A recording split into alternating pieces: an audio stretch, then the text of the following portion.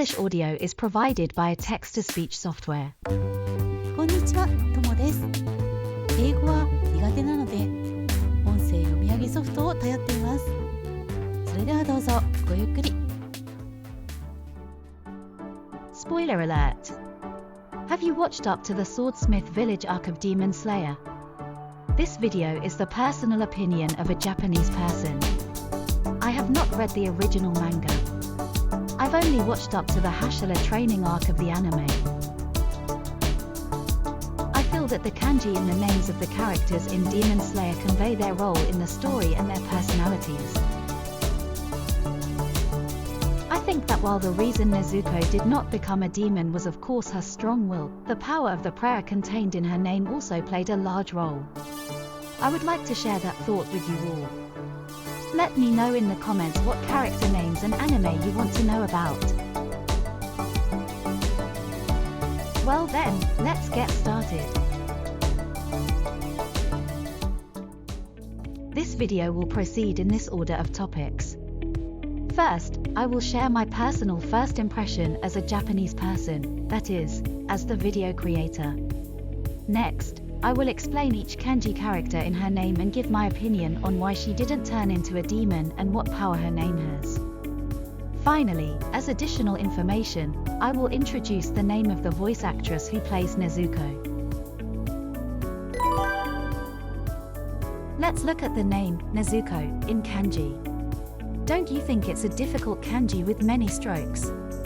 Japanese people feel the same way. In particular, the first character, ne, is not used very often. The honest impression of a Japanese person who saw this name, that is, me, is as follows. This is the first time I've seen this name. It's unusual, it's a little strange. To prove that my first impression is not unique, let's take the name video, Rui, that I posted previously as an example. In that video, I was able to announce the ranking of Rui in baby naming data.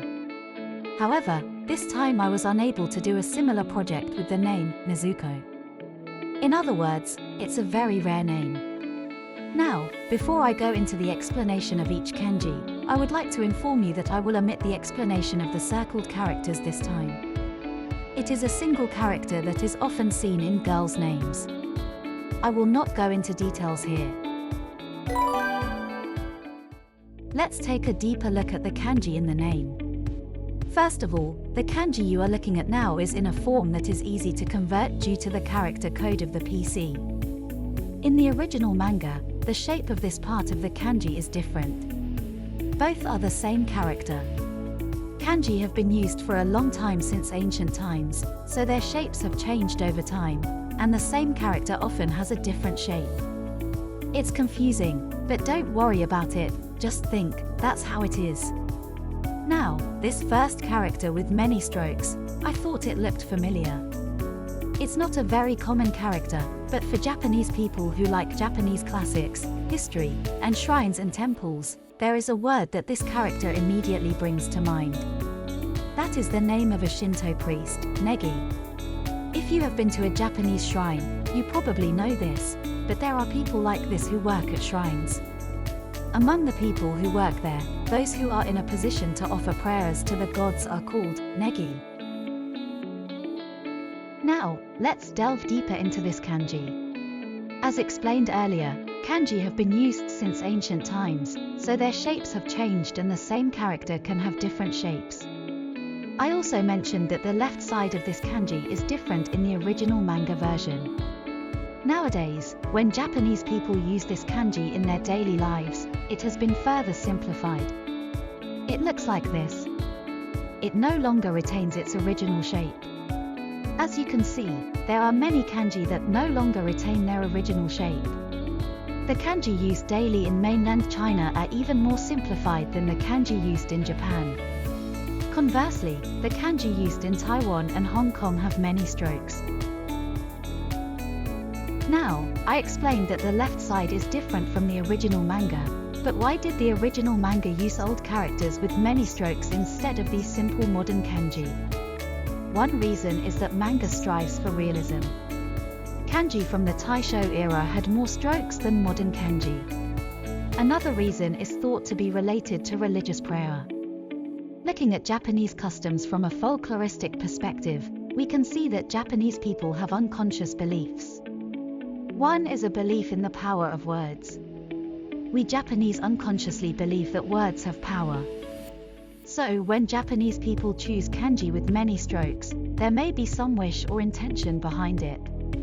As mentioned earlier, the use of old characters for the kanji for Shinto priest is evidence of this. Now, let's look at this kanji as a emoji to see its more ancient form.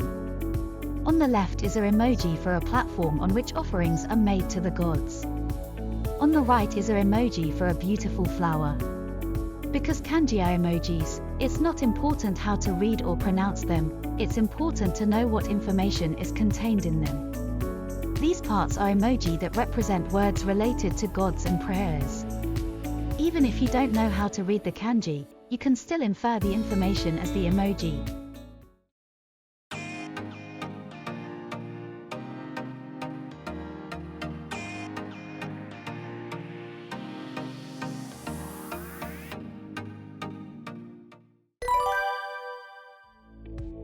Now, let's explain the second kanji in Nezuko's name. This is beans.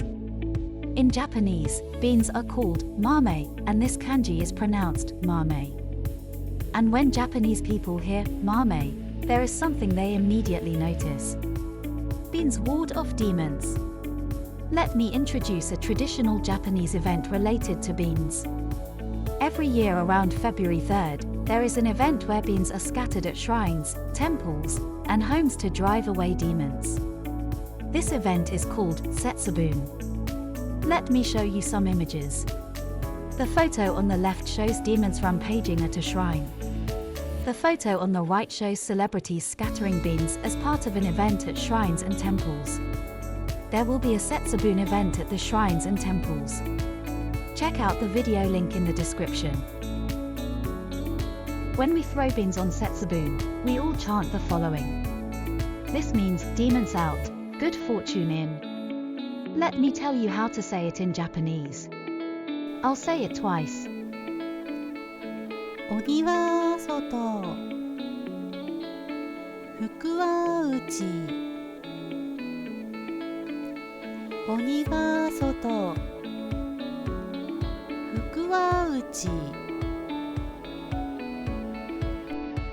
If you're in Japan in February and have a chance to participate in Setsubun events, let's have fun together.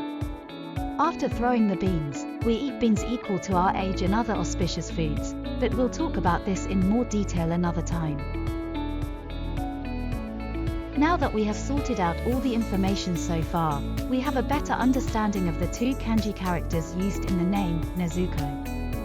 The name Nezuko contains a prayer to the gods and beans, which demons hate. From the above, we can say that the name Nezuko contains a prayer to exorcise demons. I explained about the traditional Japanese event of Setsubun, to drive away demons. But have you ever thought, Nezuko is a good demon, and I feel sorry for the other good demons and the reformed demons? Don't worry. Some places do things differently. In some areas, people don't say, demons out, but just, good fortune in. Japanese people think of Japanese oni as something different from Western devils. That's why some areas don't drive away oni. The fact that the Japanese oni is not an absolute symbol of evil can be seen from the fact that the character oni appears in Japanese family surnames and place names. The family name of the voice actress who plays Nezuko, Kyoto, also contains the character oni.